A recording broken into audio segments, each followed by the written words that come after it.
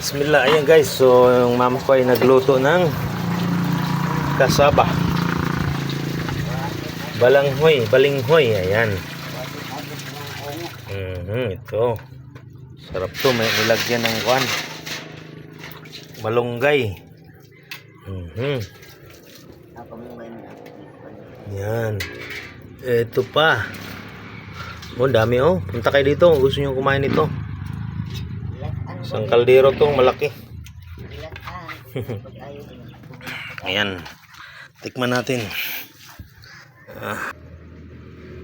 Bismillah.